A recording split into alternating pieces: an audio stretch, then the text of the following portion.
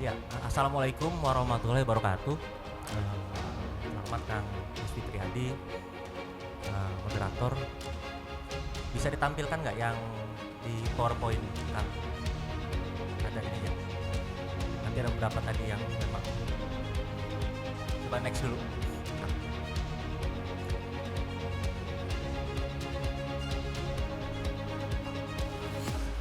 Next.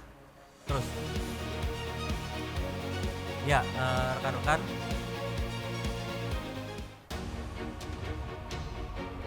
Ya, ini PowerPoint kaitan dengan hal-hal yang umum di kepemiluan.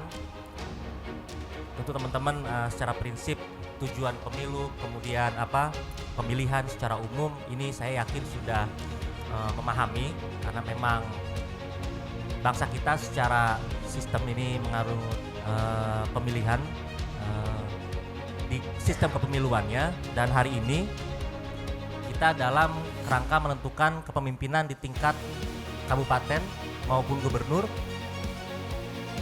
Kalau untuk tingkat RI-nya sudah di tahun 2024 bulan Februari lalu.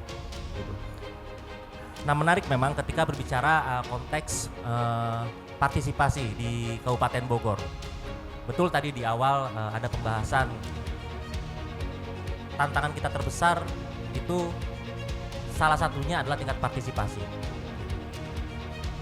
Nah, memang secara prinsip di satu sisi DPT kita jumlahnya sedemikian besar, 3,9 juta yang saat ini sedang masuk tahapan daftar pemilih tetap.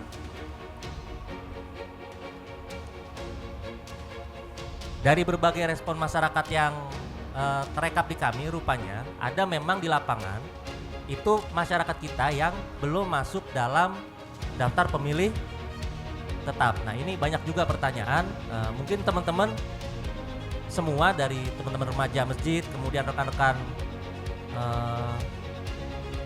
pemuda atau media lah dalam hal ini juga memang concern di sana, bisa mengecek langsung kemudian apakah kita sudah terdaftar dalam daftar pemilih tetap atau belum gitu.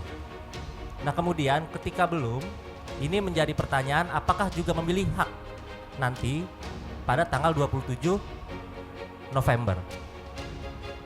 Nah, banyak juga masyarakat kita yang bertanya karena memang ada juga ternyata masyarakat yang masih belum masuk. Nah, ini sebenarnya di dalam juknis bagi masyarakat yang memang belum masuk ke dalam daftar pemilih tetap, nantinya pun tetap memiliki hak pilih, yaitu masuk dalam kategori daftar pemilih khusus. Daftar pemilih khusus DPK, betul, yang memang jam pencoblosannya itu range-nya di jam 12 hingga jam 1 gitu. Nah, saat ini merupakan tahapan bagi masyarakat kita yang memang dalam kategori misalnya ingin pindah memilih, kan. Jadi teman-teman nanti kalau misalnya pada di hari H itu ada sebuah pekerjaan, misalnya aktivitas di luar dari domisili yang secara legal, bekerja di mana, tugas di mana, ada surat tugasnya, itu saat ini itu bisa melakukan upaya secara administrasi untuk pindah memilih nanti di tanggal 27 November. Nah, ini yang sedang kita gencarkan juga, kan, di masyarakat, bahwa misalnya ada seseorang masyarakat yang pada hari H itu dia ada pekerjaan, misalnya tugas sekolah belajar di luar dari wilayah domisili, ini juga bisa mendaftarkan ke KPU atau PPS PPK setempat supaya di hari H itu paling tidak bisa melakukan pencoblosan di lokasi tempat tugas yang bersangkutan. Ada beberapa kategori di situ. Pindah memilih, tugas belajar, misalnya, dari rutan pun masuk. Pekerjaan misalnya. Jadi kalau tadi konteksnya dalam hal misalnya rekan-rekan media nih, Kang Yus, dominan teman-teman kita, ini misalnya tidak peliputan di mana, ini bisa dari sekarang dibuat surat tugasnya untuk hari H ke depan dan segera didaftarkan ke pihak PPS atau PPK, bahkan KPU langsung, itu kita nerima. Nah, tahapan yang menarik sekarang adalah juga kampanye. Kampanye berlangsung dari tanggal 25 kemarin hingga nanti tanggal 24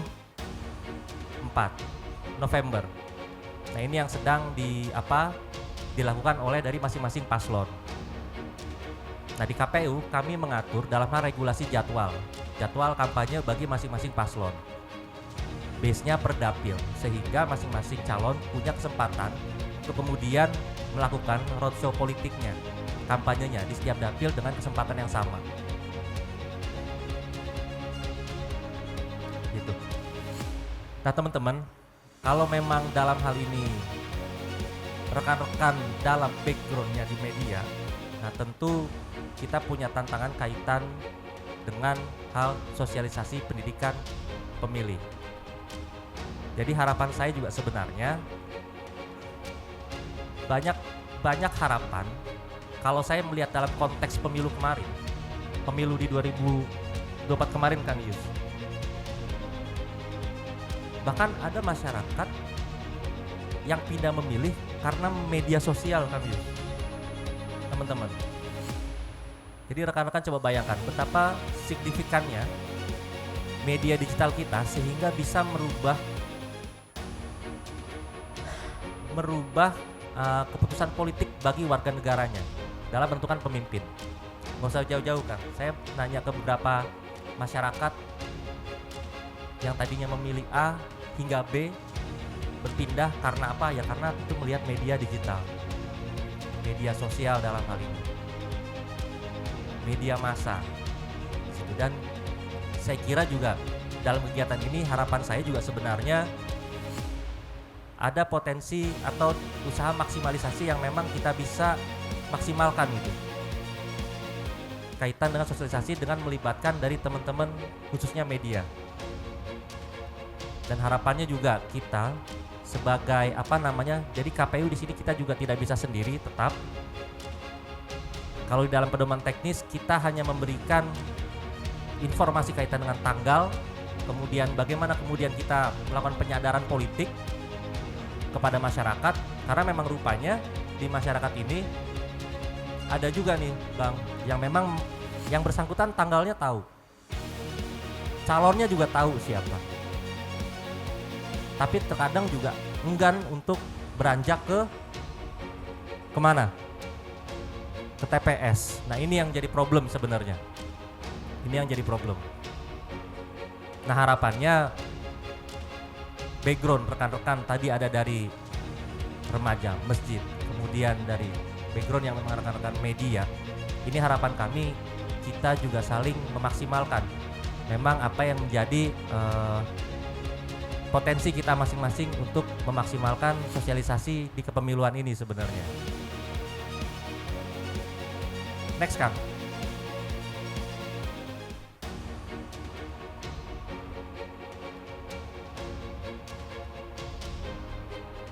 Next.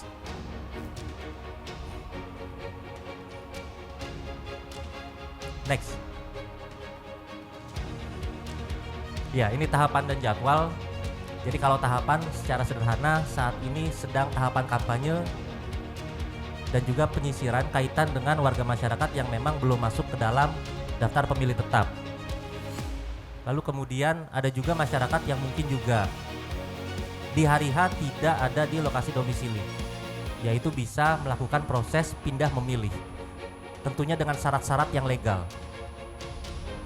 Kalau pindah memilih itu dia hanya bisa memilih calon gubernur atau juga bisa bupatinya kalau beda wilayah? Ya, dalam konteks Jawa Barat, ini case misalnya ada dari warga Bandung yang kuliah di Bogor. Nah, yang bersangkutan hanya tinggal melampirkan surat keterangan belajar di universitas mana misalnya. Dan dipastikan hari H itu memang ada di Kabupaten Bogor. Kapan batas akhir pendaftaran? 1 bulan sebelum 27 November. Sebentar lagi sebenarnya, dan ini memang lagi kita 27 Oktober itu terakhir. Nah, kemudian bagaimana tentang hak pilihnya? Yang bersangkutan hanya bisa memilih untuk gubernur dan wakil gubernur. Artinya satu surat suara. Itu untuk yang contoh dari luar Kabupaten Bogor. Itu ya. Nah, ini yang juga kadang di lapangan Kang, ini juga harus jeli petugas-petugas kita untuk berapa surat suara yang didapat dalam kategori DPTB. Karena DPTB ini pindah memilih ini juga bukan hanya dari luar Jawa Barat. Contoh dari mana? Dramaga ingin pindah ke Cibinong karena ada kerjaan. Teman-teman jurnalis kan di hari H pasti peliputannya pagi keluar. Betul. Kan. Jadi itu posisinya gimana? Jadi kalau begitu alangkah bagusnya kalau dibuatkan surat tugas resmi. Surat tugas resmi, kemudian ketika memang pada hari H itu ada di kecamatan mana, Kang, dibuatkan surat tugas, kemudian didaftarkan ke KPU. Dan syaratnya 1 bulan sebelum hari H. Sehingga teman-teman itu sudah terdaftar di TPS nanti yang ada di kecamatan tersebut. Nah, Gitu. kalau posisinya dalam kota, misal pindah dari Dramaga, dia kerja di Cibinong, itu bisa tetap masih memilih bupati dan wakil Ya. bupati. Betul. Kita masih punya kesempatan memilih bupati dan wakil bupati serta gubernur dan wakil gubernur. 2 surat suara dipastikan kita dapat. Nah, ini yang juga masyarakat juga harus paham juga kaitan dengan hak politiknya ya. Hak politik. Jadi kalau ada perpindahan masih dalam satu kabupaten, itu masih dimungkinkan untuk mendapatkan 2 surat. Senang sekali bisa berkumpul di sini dengan kawan-kawan yang sering juga kita berdialektika, berdinamika, namun hari ini difasilitasi KPU. Terima kasih kepada teman-teman KPU yang sudah memfasilitasi forum ini, terutama teman-teman KPU Jawa Barat yang melakukan forum ini.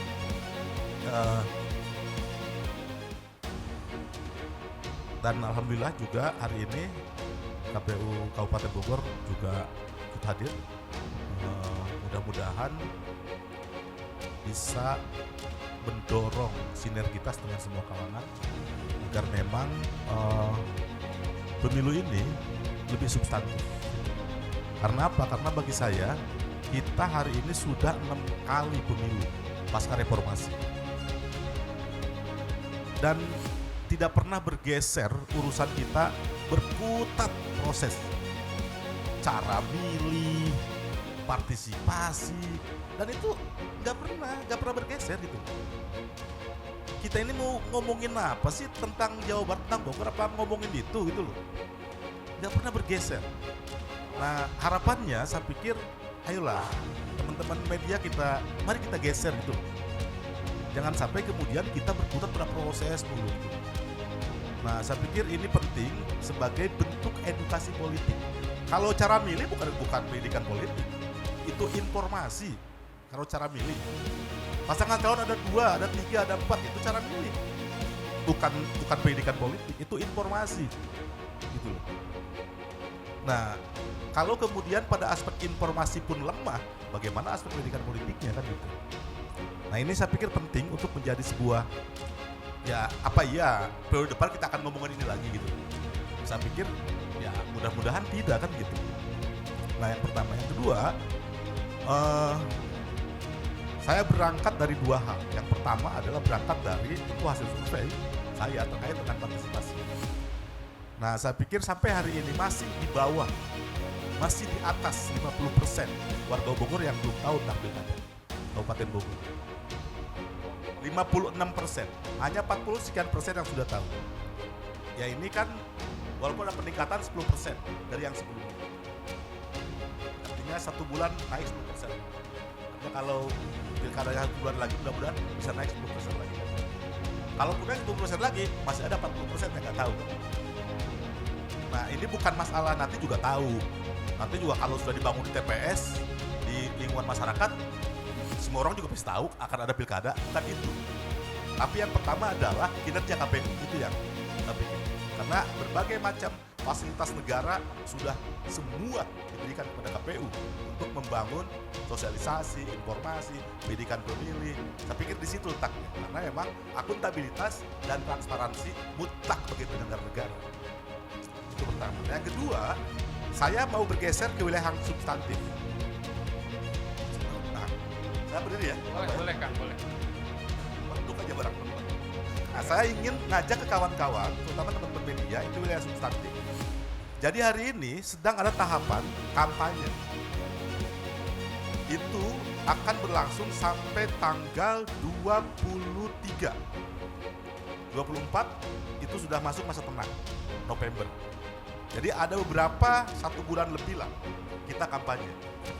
Nah, kita itu tidak pernah ngomongin kampanye ada apa. Itu tidak pernah ngomongin kampanye itu ada apa sih? Fair enggak?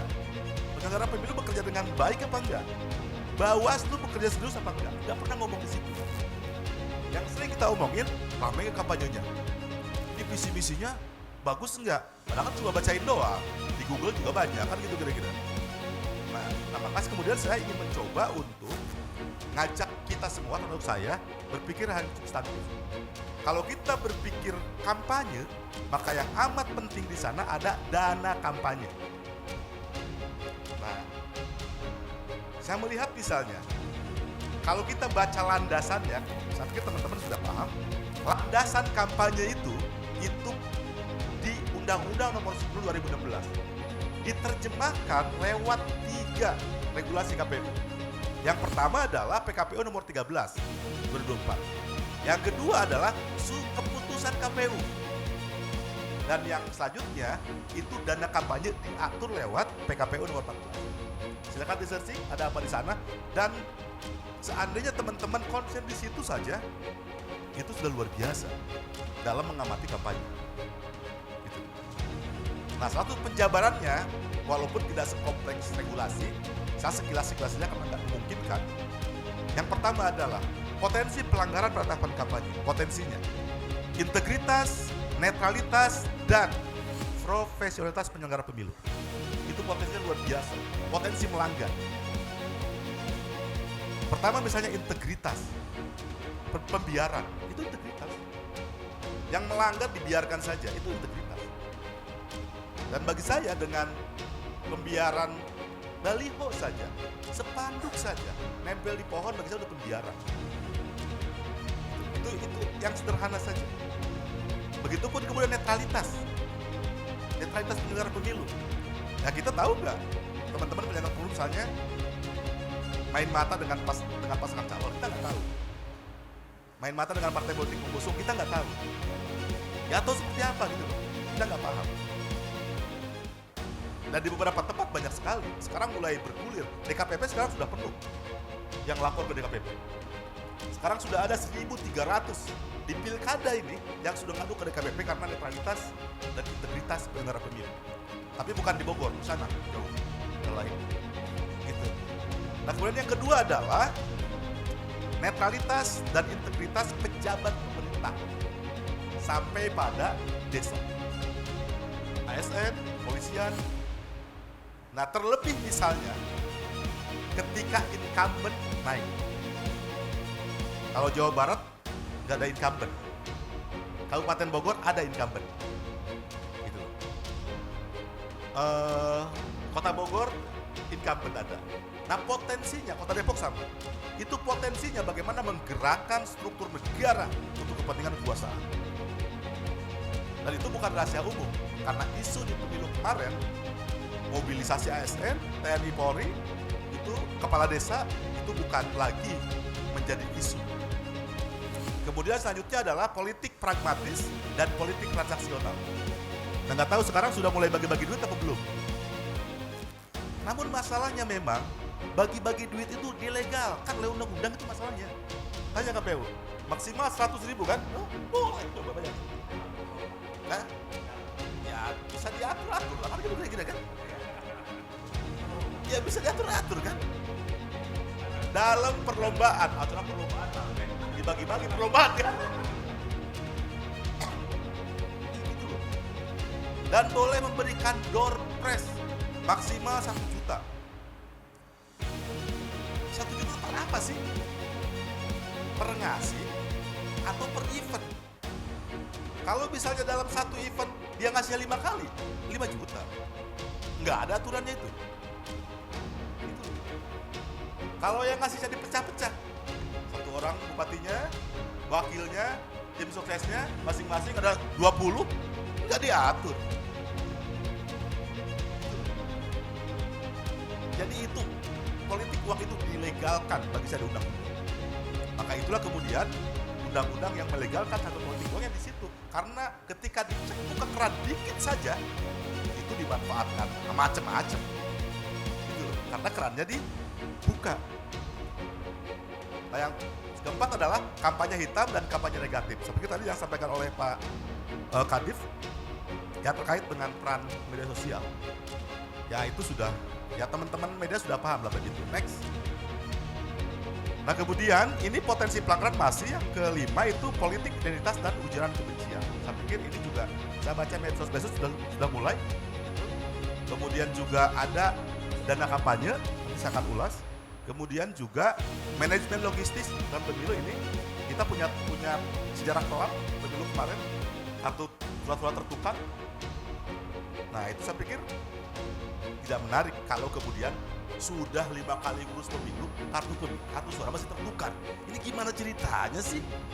Itu loh. Kecuali baru pemilu, kertas suara tertukar, clear lah. Ini kertas suara masih tertukar gitu loh. Nah kemudian selanjutnya belum yang lain, ya kertas suara, kemudian kotak suara, macam-macam. Kemudian juga ada keterlibatan lembaga asing. Ini dalam konteks bukan mustahil. Di sini banyak pabrik-pabrik Korea di Bogor ini. Pabrik-pabrik Korea, pabrik apa? Kira-kira ada yang jamin nggak dia tidak berikan support terhadap pasangan calon? Untuk pengamanan aset ke depan dan macam-macam. Saya pikir ini penting kemudian untuk menjadi ya atensi kita semua. Karena memang ini ketika bicara yang substantif ini, kalau kita ingin naik level, kecuali kita mikirnya ya proses-proses aja itu kita tidak naik level sebagai warga negara yang baik dalam konteks demokrasi. Next. Nah ini instrumen dana kampanye. Kenapa kemudian dana kampanye penting? Karena apa? Karena ini yang menyetarakan kontestasi. Sekarang publik langsung melihat yang beluhnya gede ya pasti kaya nih. Yang beluhnya banyak duitnya nih. Yang beluhnya nempel kecil-kecil di pohon, wah ini miskin ini. Ya karena emang pengaturan dana kampanye nggak serius gitu loh. Sehingga publik langsung bisa lihat. Maka yang lebih dilihat adalah bukan apapun, survei kami menyatakan faktor pemilih yang paling tinggi adalah tingkat popularitas. Berarti pak gede-gede baliho kan gitu kira-kira. Itu faktor tinggi kenapa memilih pasangan calon. Riset kan. Jadi ya belum bergeser ke wilayah-wilayah yang substantif. Nah, dana kampanye ini pun itu sampai pada diskualifikasi pasangan calon jika melanggar. Yang lain nggak ada. Tahapan mana yang sampai diskualifikasi? Nggak ada. Kita